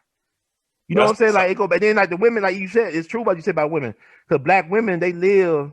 Like I know it's a sister I like. You know, she's a good looking woman, but she's gonna be alone for a while. She's gonna have a lot of cats. Well, she's gonna have a lot of dick. She's gonna have more cats than dick. Right. Because the way she acts is like, just because you tell me something to me, I gotta do it. Right. It's called advice. I don't have to take it. I respect you by listening to you, but as a man, I get the chance. I gotta have the right to make my own decisions as relates to my life and what I want to do with my life. Right. You know what I'm saying? You my mom, I love you, but you know, you ain't my wife, you ain't my girlfriend, you my mom, you have a place. I'm still a man. I have a right to be a man. I'm gonna choose to be a man and live by my code, you know, and live by my own code, my own, like Neely Fuller talking about, we all as individuals, our corporations, we should have our own code. Right. As men, as people, we should have our own code. You can't let society dictate morality. Society is amoral. Right. Anything goes. Even laws are amoral. You know what I'm saying? Just because a lot of means the right thing morally. You know, slavery was legally justified for years. Right. And it's still being justified with incarceration, but that's another story. But what I'm saying is, with us, we got to stand up. We can't be afraid of our women. Like, you know, I said that, and some young guy talking about, well, Huey Newton hit on Lane Brown. It probably was a good reason why he was beating up on Lane Brown. I mean, she was an agent provocateur for my understanding. I mean, yeah, she was a Black Panther. She was the first and only woman to be head of the Black Panther Party, but her white daddy was a guy who was CIA connected. Right. This Kennedy guy, I think his name was Jay Kennedy, and I'm gonna say Kennedy, maybe Jay Cortez Kennedy. I know somebody. Oh, you got it part wrong about the first name and the middle name, but his last name was Kennedy. But he used to be Harry Belafonte's manager, and he was the one who trained Lane Brown, and he was government connected. So y'all can look that up. You know what I'm saying? But people had suspect about her role in the Black liberation movement. I know Judge said he recruited her for UCLA, but I heard she was an agent. Right. Maybe he beat her ass for a good reason. I'm not saying I'm not justified domestic violence. I'm not justified. Dude had that thing about the pay. But how was Huey Newton a patriarch? And then when he got ran out the country, when they put him in jail for several years, they did some mind control on Huey. Because Huey was like, they programmed Huey, whatever. He was brilliant, but even the way he died was suspect. What was that about? I know he had some drug issues, but you don't know what happened. Right. You know what I'm saying? But what I'm saying is, how is Huey Newton a form of patriarchy? Right. We couldn't stay out of jail, and they did him the way they did. He got killed in the street like a dog. Right. You can't find me one form of Black patriarchy in this society, past or present. Even the Black church was ran by Black women, really. Right. You know, you had the bishop, well, he was the head, but it was the women that was the, you know, they was the organizational structure, the backbone of the church. Well, this is it's like being a pimp, though, man. Like a pimp ain't really in control of women. The women choose to be with the pimp. Right. The pimp don't choose the woman. The woman choose the pimp. Right. And the pimp still got to pay for it. Right. All men pay for it. I don't care what you. I don't care if it's your wife, a girlfriend, or a prostitute. You still paying for the walk. Right. Now, I don't say how Negroes can. Well, I ain't gonna pay for it. You paying for it. Right. You know, your pain, through pleasure, you gonna pay something for that pussy. Right. You paying for it. Okay, I'll shut up now. You go ahead. No, you Yeah. get a pop the cow on that one. I mean, like, what food did they gonna pay for it though, man? Right. You gotta pay for it. Your time, you can't get that back. The investment you making, you paying for it. Women got it so easy, man. Oh, so easy. They got it easy. But this is why I say, in my opinion, you know how like Brother Polite and all them Afrocentric people, they were Black woman is God, man. and all that shit. Yeah. It works for them because they getting everything. Polite got as much he can handle, ain't it? Right. He got 3 wives. Of course, Yeah. he some dumb shit like that. You know, that's yeah. But Can't handle a woman. Black woman hard to handle, man. Handle just one of them. You got to deal with multiple personalities in one. Right. Personality disorder in one black woman. Damn. Yeah, he's an interesting character. Mm-hmm. But if you look at it, you know, this is why I say, like, I don't say this, but if you look at the moves and behind the scenes, really, who's really God is the white woman. You know, if you really look at it, because that's deep right there. let's take what's her name? They got Emmett Till killed. Carolyn Bryan. Ain't gonna never forget that wench. Yeah, that you know, all she's got to do is be like, hey, these Negroes looked at me. I'm talking about even today. Right. They'll change laws. They'll kill people. They'll do this, that, and the third just because a white bitch is like, okay, I feel disrespected. I feel whatever it may be. So it's like even in slavery times, you look at it, how the plantation was run. It really was run by white women, if you think about it. Mm. The white man was just really the enforcer. You know what I mean? Of her whole mindset, how she viewed us, or how she viewed the world. So, you know, and then Hillary Clinton, you know, imagine if she was in office right now, we probably would be at war, you know, all kinds of shit. Right. So, well, they accuse Trump of we'll be in war right now. She's a warmonger, man. She's a psychopath or sociopath. And a lot of white women are a psychopath, you know?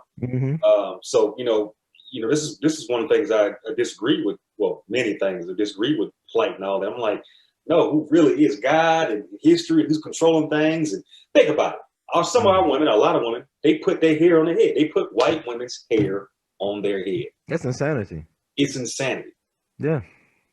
Imagine you and I having tides, a hairpiece in our head, and you know we talking different and all this kind of stuff. Just imagine how they would treat us. You know what I'm saying? And it's like, and she's the standard of beauty. And I don't want to say, I don't mean this, but she's the God. White women is the God. So why would they want to destroy their man? They just want more privileges at the table. They just want, you know, why would white feminists go out the way destroying the white man? They don't. Because even you go back to the suffrage movement when they're trying to get the vote, a lot of white women didn't want the vote. They want, hey, I'm good with my man representing my interest, because they still had power of influence over their men. Exactly. They still had the pillow talk. They could, you know, you do all types of little things. Exactly. So you're right. So the white man is the enforcer of what the white woman want, really. Right. Really, the white woman's pimping him. You know, looks like you're talking. Like Hillary did for Bill. I mean, she pimped Bill. Right. I mean, to get what she want. I mean, think about it. Right. It's so I you know, every time I see one of our sisters with that shit on their hair, and it seems like, you know, what I've noticed on TV. And let me know if I'm talking too long. You got to go. No, you're probably good. I like this therapy. Yeah. Oh my God, it's good. I don't care no more. I mean, as older I get, like, I don't care what y'all think. I never been that popular. I never got all the wop I wanted to get. So I know it is what it is. I ain't interested. You know, the funny thing about it, women like this type of stuff. They probably it'll give me some. Saying this, you know. Well, this is masculinity right here. Yeah, you gotta be a man, man. It's time like this. It's stop this mess, man. Yeah. All this scared. That bothered me. Like, a lot of black men are scared of Trump getting sacked. Why are you scared of Trump? He acts more like a black man than Obama does. Right. Exactly. You know, to me, he does. I mean, he's from Queens. You know, dude said, "Where you from?" Well, you know, Queens. Where is this guy from? He's from Queens. I like that. He got swagger, man. Trump like a dude, like a brother, man. He eats his steaks well done. He's a black dude, man. He's orange, okay. Right. But he got that swagger. That's why the rappers they loved Trump back in the day. I don't know why they act like they didn't love Trump. They took all the pictures with Trump. Trump was the guy 15 years ago. Right. 10 years ago, people loved Trump. It's like, they remind me of Cosby. America's number one dead. Now he's pariah. Now y'all making fun of this man. This man is in prison because he tried to help elevate the black family and the black man image. That's the real reason why they punishing Cosby. Right. He had the dare, the nigdacity to want to present his people in a better light on the world stage through the media infrastructure. Right. He's being punished for that, not for this whatever this sideshow Bob, Kenny G, Michael Bowden hybrid looking thing. He gave a Benadryl. This ain't even Quaaludes. He gave a Benadryl to. That you know, I wasn't there, nothing like this, but in my opinion, I don't think he did none of that shit. You know, was he cheating on his wife and all that? Of course, shit? Or they had an understanding. You know what I'm saying? People think they assume he was cheating on Camille. They probably had an open understanding. That's true. That's, yeah. It could have been the back in the day, Will and Jada or something like that. Oh yeah, definitely like Ozzie Davis and Ruby D. They were swingers at one point. You know what I'm saying? They had an open, they had entanglements plus. You know what I'm saying? My thing is, I don't get involved in people's relationship situations or their marriage situations. Like if I see somebody stepping out, or I assume they stepping out on their husband, on their wife, I'm not going to tell their husband or wife about it because they end up breaking up friendships. It's not worth it. Right. They might have an understanding, and you might not even understand the situation that you're seeing. Right. You can't always believe your lying eyes. But with the Cosby thing, this is about just punishing black men who dare to think and dream big. It's like Robert Smith. Look what they're doing to Robert Smith right now. Right. The billionaire who lives in Austin. Right. You know what I'm saying? They destroying him, and what he do? What was one of the things he did? He helped black men get out of student loan debt so they can start their lives out at a high level, and probably help black families. Right. He probably helped create some black families we don't even aware of that might save us as black people. Right. Cause think about like Judge Joe Brown. He went to UCLA, but he didn't go into debt. Like I told Judge, you talk about the people today, but back then y'all can raise hell because y'all didn't get into all that student loan debt. Right. You was able to do things extracurricular wise to be involved in community engagement because you didn't have the pressure to try to repay loans that you may never repay. Right. And he had to admit to that. Cause I talked to Fred Hampton's friend who's a lawyer who started the People's Law Office. He represented his estate in the civil trial that lasted for 12 years. Jewish guy named Jeffrey Haas. And he told me, Ron, the reason why I was able to do the work we did because coming out of school, we didn't have no debt. Right. So you were able to do things. Think about what we got to do now. I mean, you got debt in a degree that you may not even have a career in. Right. And you working at McDonald's at the damn middle manager or something. It's crazy. You didn't go to school for that. Nah, this shit is wild. This is why I like what Ice Cube was talking about some other people. Mm-hmm. We really got to get back to where I'm just gonna say it. People go, well, you're a lazy millennial or whatever, and that's not true at all. No. And all this stuff. We got to get back to where we got to have our own business, and basically, I'm not gonna say they give us our own business, but they need to give us enough money where we can sustain a small one. Yeah, capital. Yeah. And financially, if it's stable, it gives us enough money to do whatever else we want to do with it. So I just, this shit's crazy. And then if you look at, I'm gonna go back to this, we're Indian, we're not of African descent, we're not that. So they owe us money for that. They owe us our land back. They owe us businesses. They owe us them damn fucking casinos those $5 Indians run who are really white people. They're gonna have $5 blacks. We get their reparations because of $5 niggas. Right. $5 niggas. 2 pieces of biscuit niggas. I don't know. But we getting our reparations. It's coming, man. I know it's coming, man. I don't know when, but the environment, the ancestors are restless, man. But go ahead. I'm sorry. Go ahead. No. I'm saying you think it is. You think we're gonna get reparations? Oh, it's coming, but it's like they're gonna do a bamboozle though, like they did the $5 Indian mess. They're gonna try to bamboozle us out of the money or out of what we getting. Then I think it's silly that black folks say, "Well, we're not responsible enough to handle." So who the government in America is like $25 trillion in debt almost. America never pays its bills. Right. So I mean, Donald Trump, and why would he pay his bills? America never pays her bills. Right. And black folks got another time on scholarship. I want no scholarship. I want money. Right. I want some tangibles. Fuck all that scholarship. I could make my own school. Dr. Umar Johnson get a school then with no problem. Shit. He don't have no excuse. He really won't have no excuse now. All right, come on, Umar. Right. You got the reparations, man. Come on, Douglas. Come on, Frederick. Right. His family. No excuses. Yeah. So talk about. I know you're a musician. and I know you play the trumpet. How long have you been playing trumpet, and how did you get into music? Well, the music, I guess I'm an artist. I look at myself as a creative. I know people probably blasphemous to call me a musician, but but I've been doing it for like the trumpet for 20 years. I think it's intro to the trumpet. I got a cornet, and I got that. That was my first instrument. Like if I thought about it in my life, that if I could learn how to play an instrument, what would it be? It would be a trumpet.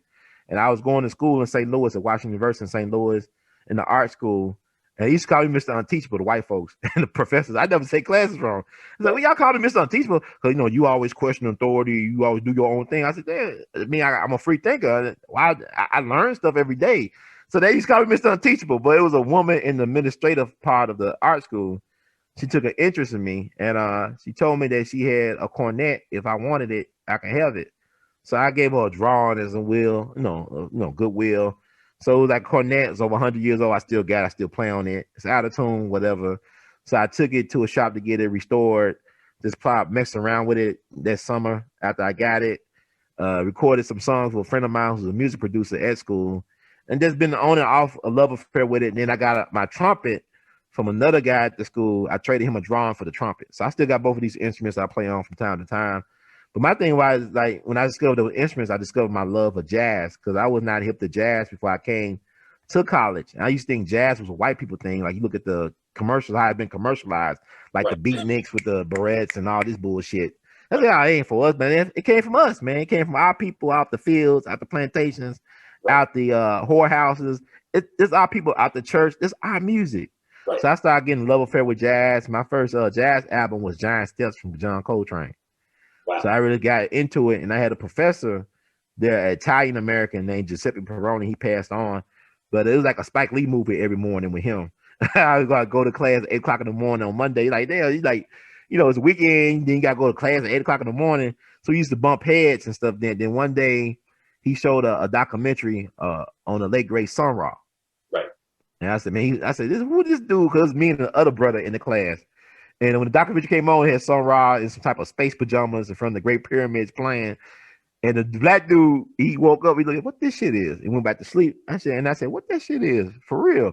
Like, what is that? This is unique. This black dude got this philosophy. He's taking black people that society gave up on and teach them how to be musicians. Right. Like, teach them how to make their instruments out of tree trunks and stuff. I thought it was fascinating. And it's discipline. So I really got into the jazz, started researching it. And that really freed me in terms of my creativity and stuff like that. Then I started going back home to Memphis. I found out how Memphis is portrayed as a blues and rock and roll, but there's a lot of jazz history in Memphis, a lot of powerful jazz history in Memphis. So I got involved promoting that as well. Like, people don't understand Louis Armstrong's wife who made him a superstar. She's from Memphis, Lil Harder Armstrong. She was the piano player in his mentor's band, Joe Oliver, up in Chicago. And King Oliver told him one day, he said, look, Louis is more talented than I am, but he'll never make it because he don't believe in himself. Because at first he wasn't impressed by Louis Armstrong. She thought he was little. He was big. He's too big for his clothes. And he had these bangs. He was so country. Then she started hearing him play. So, oh, this guy got talent. Then Joe Oliver confirmed what she thought about Louis. So she just, gave King Oliver his walking papers and upgraded him, changed his clothes, the way he dressed. Got divorced from her man and married him because Louis was married 4 times. Louis Armstrong's first wife was a prostitute named Daisy Parker. She just threw bricks at his head when she got mad at him and stuff. So that made Louis was a pimp. So if you don't want to talk about stuff about people like that, a lot of our great ones got connection to whorehouses. I mean, like Richard Pryor, James Brown, Louis Armstrong. So many people like I named that contribute to the American culture got started in the worst of conditions, supposedly. Right. So Charlie Parker, the great Charlie Parker, dad is from Memphis, via way Clarksdale, Mississippi. You got a lot of greats that came out. I mean, Maurice White, the founder of Earth, Wind, and Fire, he's from Memphis, went to Booker T. Washington High School. The mother of gospel music, Lucy Campbell, she's from Memphis, taught at Booker T. Washington High School for decades. Jimmy Lunsford, who had the greatest swing band back in the 30s and 40s, he taught at Manassas High School back in the 20s and used his best students as foundation for his orchestra.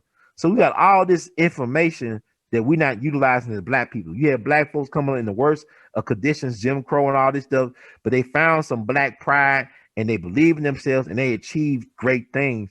So I've been dedicated, I guess, my life to exposing these stories and promoting a platform where black folks can have honest discussions about who we are and where we need to go. I don't even know if I'm answering your question, but I just got you talking about the instruments. But yeah, that's how I got started.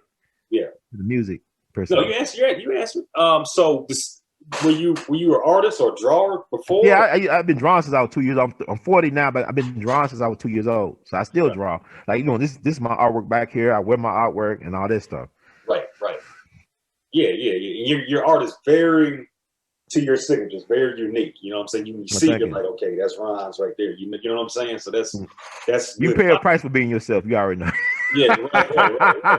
That's what they were talking about at art school. That's why I love. You know, that's why I love about jazz, because everybody can play a tenor saxophone, but you know, just between Lester Young and John Coltrane, Coleman Hawkins, and Sonny Rollins, you can instantly hear their own signature on their instrument. They all play tenor sax, but they all sound differently on tenor saxophone. Right. Gordon, people like that. Right. Well, Ron, can you leave your information, social media, where they can find you, where they can talk to you and stuff like that? So, Brother, I want to thank you for providing a platform for me to talk on. I really was impressed with your Dr. Short interviews and stuff like that. You're a unique brother. You're a talented brother. I wish you like well in all your endeavors, and hopefully we can stay in touch and do this again. Oh yeah. Probably need to bring you on my platform too. Yeah. I think I'm gonna have to bring. I like you. You're a good brother, man. But they go on YouTube for now. YouTube. I don't know what the hell they're gonna do with this censorship stuff. That's why I'm saying, like, if Trump, I don't know, man, because I don't know we can have conversations like this soon. Right. Because they certain stuff. I mean, people talking about Trump as a Nazi, or Trump is like Mussolini. He's more of a black shirt than a brown shirt. Now, big tech is Nazis. I mean, they trying to just destroy all. It's like this is a new book burning. How they censoring people, and deplatforming people. This is insane. But they can find me on YouTube at We All Be TV. That's one word. We All Be TV. You can find me Instagram R2C2H2, Twitter We All Be. That's one all together. My website, and you see some more of my art, R2C2H2.com. And also Cash App, of course, R2C2H2. They want to give. You don't have to give, but I'm still gonna give anyway. You know what I'm saying? We still gonna do this because the marathon continues. But yeah, man, thank you so much once again for having me on. And I appreciate it. It's a true honor. I'll put all this stuff in the video so they can see that while they're watching and stuff like that. What I got to figure out now, because what I was trying to do is have this live stream, but it's such a lag from Zoom. And yeah, some BS. I'm saying they and also with the stuff we talking about, they probably do it on purpose. Right. I know they be shadow banning me. They be shadow banning the hell out of me, man. Yeah. And I still do it because you know what? You can't because what is it? 2020 is exposing who's real and who's not. Right. Because I don't care how much trial and tribulations you go through. If you really are passionate about what you want to do and doing, you keep on doing it. Because a mentor once told me the only way you can fail is if you stop trying. Right. You can't fail if you keep on trying. Right. That's facts. Well, with that being said, Ron, thank you very much. We got to definitely do this again.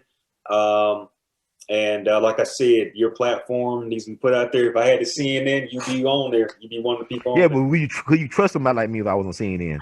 Yeah. I don't trust, I don't trust, I don't even look at this stuff, man. You can actually tell the black folks to look at CNN. Right. I bet you watch CNN every day. Say, how you know? I can tell. Right. Your talking points and how you feel about stuff. Not what you know, but how you feel about it. Right. I can tell you look at CNN every day. That's they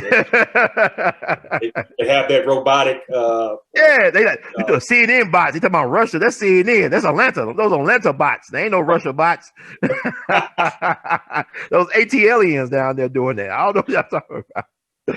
But you know what? We gotta have a sense of humor, man. As a black man, I'll be crying every day. If I couldn't laugh, I'd be crying. I'd be a little bit depressed about stuff, but something get me going. Like when I get an email or somebody like you come along and want to do on network and build, it gives me hope though. I ain't gonna lie to you. Well, like I said, your platform is that. We need that. And like I said, we'll do this again. And yes, we will. And with that being said, Ron, have a good weekend. Thank you very much. Thank you, brother. We love you madly. Take care. All right. Peace out. All right. Peace out.